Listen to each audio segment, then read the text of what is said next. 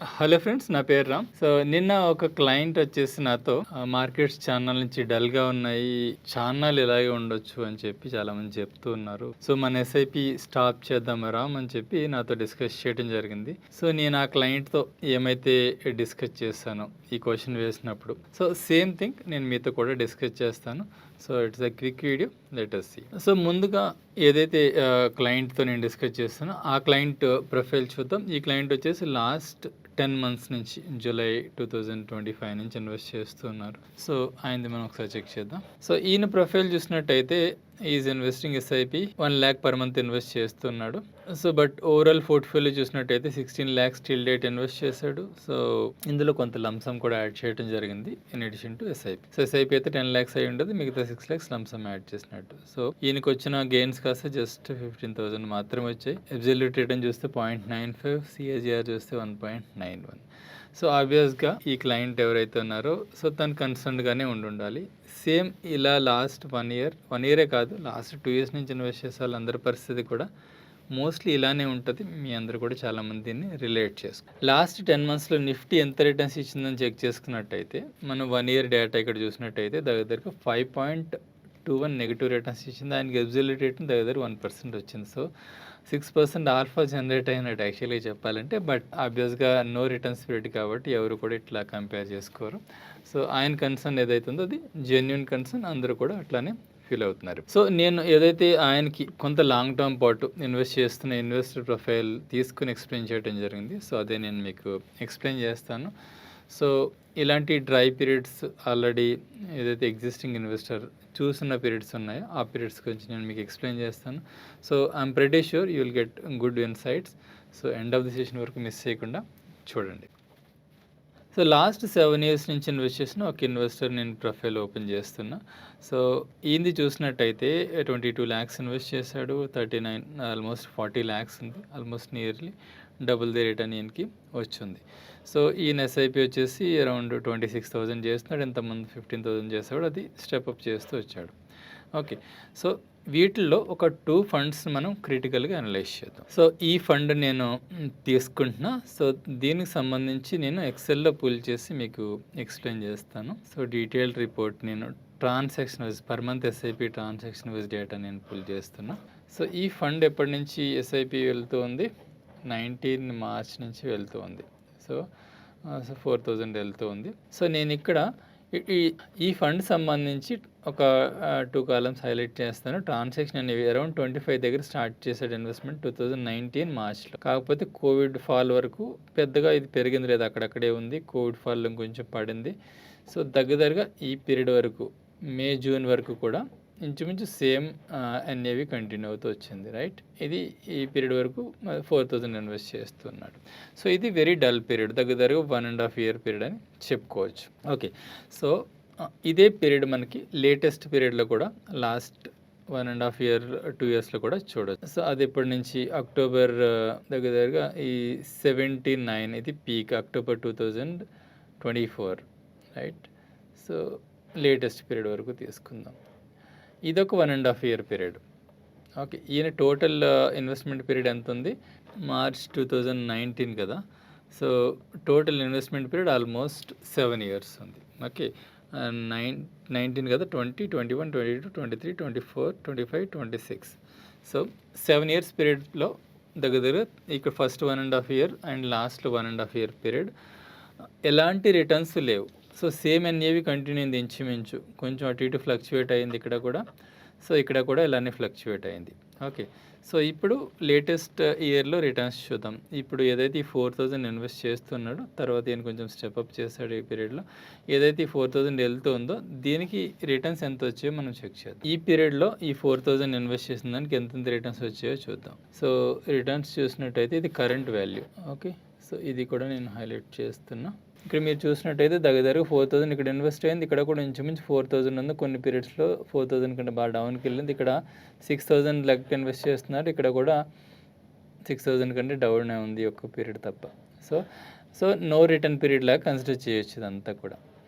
Right, అలానే ఈ 7 years period నుంచి 3 years పీరియడ్ ఏం రిటర్న్స్ ఇవ్వలేని పీరియడ్స్ నుంచి తీసేస్తే ఇంకో 4 years నుంచి వచ్చిన రిటర్న్ని ఈయనకి వచ్చిందనమాట టోటల్ ఈ ఫండ్లో ఏదైతే 4,83,000 పెట్టాడు, దగ్గరగా 9,52,000 ఉంది, గెయిన్స్ 4,68 వచ్చి దగ్గర 100% పెరిగింది, 17% సిఏజిఆర్ వర్కౌట్ అయినప్పటికీ ఇదంతా కూడా ఆ 4 years పీరియడ్లో వచ్చిన రిటర్నే, రైట్. ఆ పీరియడ్లోకి వెళ్ళి కూడా ఒకటి చూద్దాం, మేబీ ఒక 2 years బ్యాక్ 2022 అట్లా వెళ్ళి చూసినట్టయితే. సో ఇక్కడ పీరియడ్ చూసినట్టయితే 4,000 ఇన్వెస్ట్ చేశాడు, సో 6,800 ఉంది, అంటే దగ్గరగా మంచి రేట్నే వచ్చిందని చెప్పొచ్చు. లెస్ దెన్ 100%, 100% అంటే 8,000 అవ్వాలి, 100% రేట్ని అయితే ఇక్కడ రాలేదు. సో ఇప్పుడు ఇంకొక బ్యాడ్ పీరియడ్ ఉంది. ఇప్పుడు మన last 2 years period bad period కదా, 1.5 year, and then first 1.5 year కూడా బ్యాడ్ పీరియడ్ కదా, అక్కడికి వెళ్ళి చూద్దాం అక్కడ రిటర్న్స్ ఎలా జనరేట్ అయ్యాయి. సో ఈ పీరియడ్ మీరు ఫస్ట్ ఇన్వెస్టేషన్ 4,000 2019 మార్చ్ ఇన్వెస్టేషన్ చూస్తే అది దాని వాల్యూ ఇప్పుడు దగ్గరగా 13,000 ఉంది, అంటే మోర్ దెన్ 200% రిటర్న్ వచ్చినట్టు. 200% రిటర్న్ అంటే ఇంకొక 8,000 యాడ్ అవ్వాలి, రైట్, బట్ అంతకంటే ఎక్కువ యాడ్ అయింది. సో మోర్ దెన్ 200% రిటర్న్ వచ్చింది ఈ పీరియడ్ అంతా కూడా. So what I'm trying to tell you is, ఇది కూడా ఇప్పుడు లాస్ట్ 1.5 yearలో బ్యాడ్ పీరియడ్ ఎలా ఉందో ఈ పీరియడ్లో ఇన్వెస్ట్ చేసేటప్పుడు కూడా investor almost same pain feel అయ్యి ఉండాలి. కానీ ఒక 5 ఏళ్ళు ముందుకు వచ్చి చూసుకున్నట్టయితే ఈ పీరియడ్లో చాలా మంచి రిటర్న్స్ జనరేట్ అయ్యి దగ్గర 200% రిటర్న్స్ జనరేట్ అయ్యి ఆయన ఇన్వెస్ట్ చేసిన మనీ మీద. ఓకే, బట్ ఏదైతే రైజింగ్ పీరియడ్ ఉందో మనం ఇక్కడ చూసుకున్నాం, ఇక్కడ అంత 100% రిటర్న్ కూడా రాలేదు. హిండ్ సైట్లో మనం ఇలాంటి పీరియడ్స్ ఇప్పుడు ఏదైతే ఫేస్ చేస్తున్నామో ఇలాంటి పీరియడ్స్ కొంచెం ముందు 3-4 ఏళ్ళ ముందుకెళ్ళి చూసుకున్నట్టయితే సో ఈ పీరియడ్స్ చాలా మంచి ఇన్వెస్ట్మెంట్ పీరియడ్లుగా కన్సిడర్ అవుతాయి. సో ఇంకొక ఎగ్జాంపుల్ చూద్దాం. సో ఇది కూడా నేను ఎక్సెల్లో పుల్ చేస్తున్న సేమ్ ఇన్వెస్టర్ది. సో ఈ పర్టికులర్ ఫండ్లో 1,77,000 ఇన్వెస్ట్ చేసినట్టయితే అది 2,22,000 ప్రాఫిట్ వచ్చింది, 4 lakh ఉంది ఇప్పుడు. సో 125% ప్రాఫిట్ వచ్చింది, 21% సిఏజిఆర్ స్టిల్ వర్కౌట్ అవుతుంది ఇంత డల్ పీరియడ్స్లో. సో ఈ ఫండ్లో మరి ఏమన్నా ఎక్సెప్షనల్గా జరిగిందా, ఎలా ఉందో కూడా ఇది కూడా చూద్దాం. ఈ ఫండ్ కూడా సేమ్ పీరియడ్స్ మనం కొంచెం క్విక్గా చూసేద్దాం.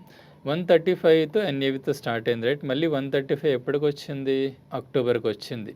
So more than around 1.5 year same period అట్లానే. అది కొంచెం స్టేబుల్ ఫండ్, ఇది కొంచెం రిస్కీ ఫండ్ అనుకోండి.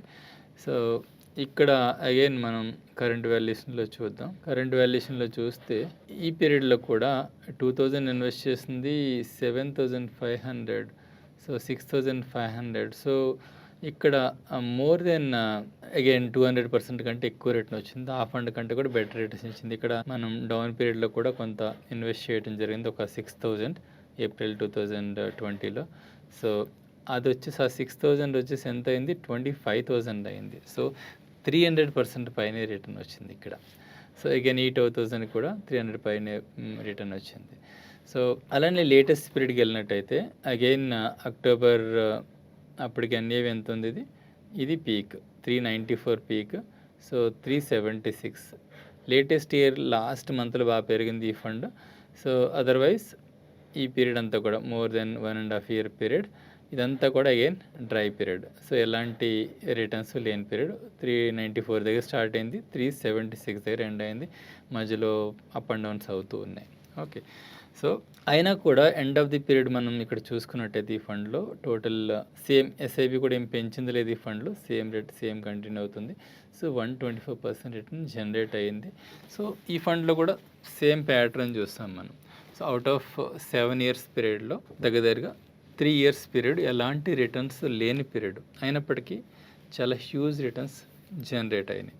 సో ఎందుకంటే ఈ హ్యూజ్ రిటర్న్స్ ఎప్పుడు జనరేట్ అయినాయి, ఈ పీరియడ్లో లాస్ట్ 1.5 yearలో మనం చూసుకున్నట్టయితే సేమ్ ఆ ఫండ్లానే ఆల్మోస్ట్ ఇక్కడ లాస్ట్ 1 monthలో కొంచెం పెరిగింది కాబట్టి ఇది 2,100, 2,200 అలా చేపిస్తుంది. అదర్వైజ్ లాస్ట్ 1 month బ్యాక్ చూస్తుంటే ఈ రిటర్న్స్ కూడా ఈ 10% రిటర్న్స్ కూడా మనకు కనిపించి ఉండేవి కాదు.